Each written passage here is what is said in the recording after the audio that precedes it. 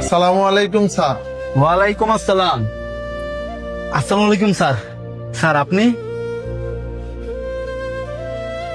Sir আপনি কারে sir ডাকতেছেন? হেই, আপনি চুপ থাকেন।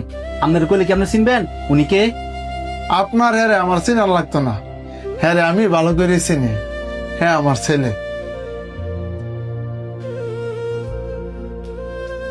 উনি আপনার ছেলে? জি স্যার, হ্যাঁ আমার ছেলে।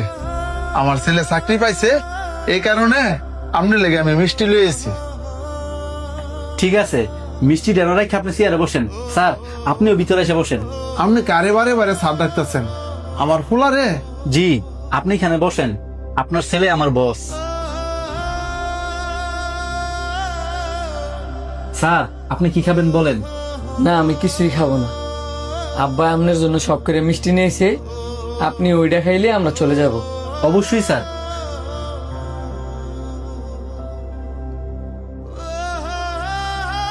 হয়েছে, আপনার আর মিষ্টি খাওয়া লাগতো না। একটা যে খাইছেন, এতে আমি ভাবের ভাগিদার হয়ে গেছি গা। মানে? মানে তো আপনার কাছে মনে আছে আমার আব্বা যে অসুস্থ আসলে দেখিয়া ফ্লোরে বসে ঘুমাই পড়ছিল?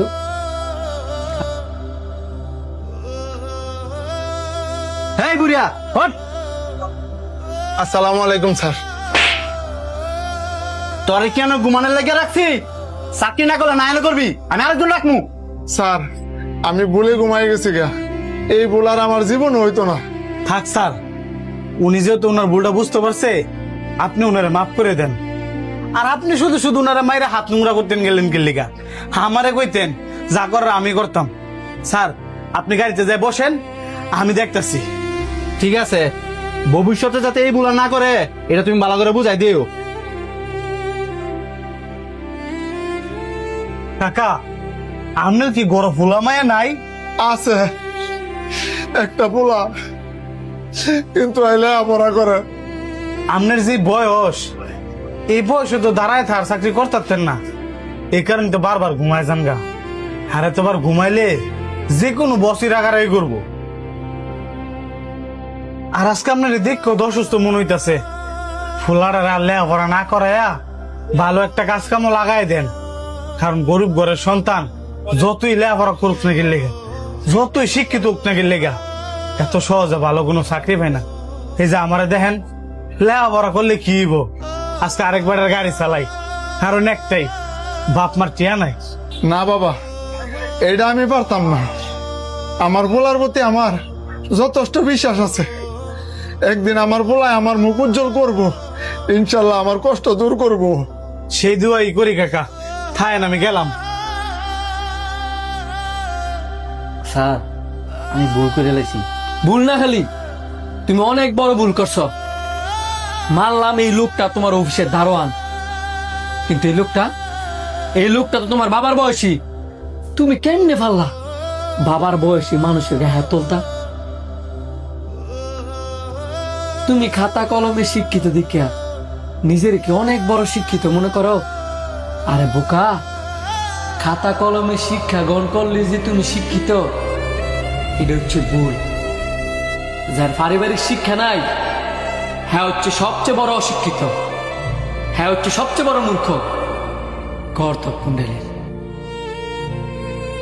আমি পারতাম আমার বাবার একটা সৎকনা দেওয়ার বদলে আমি আপনার দুইটা সৎকনা দিতাম, কিন্তু আমি সেটা করতাম না। কেন জানেন? কারণ এই যে আমার বাবা আমার ওই শিক্ষাটা দেয় নাই। আমরা গরিব হইতাম পারি, মানুষকে সম্মান করতে জানি, সে ছোট হোক কিংবা বড় হোক। আমরা কোনো জুলুমকারী না। আপনি যেমন আল্লাহ তাআলার সৃষ্টি, বাইরে যে লোকটা দারোয়ানের চাকরি করে ওই লোকটাও কিন্তু আল্লাহ তাআলারই সৃষ্টি। আপনি যে চেয়ারটায় বসে আছেন, এটা কিন্তু আল্লাহ পাকের ইচ্ছায়। আর বাইরে যে লোকটা দারোয়ানের চাকরি করে, এই যে লোকটা দাঁড়ায় আছে, ওইটাও কিন্তু আল্লাহ তাআলারই ইচ্ছায়। আল্লাহ পাক চাইছে আপনি চেয়ারে বসেন। আল্লাহ পাক যদি চায়, আপনারা মুহূর্তের মধ্যে এই চেয়ার থেকে নামা দিতে পারে।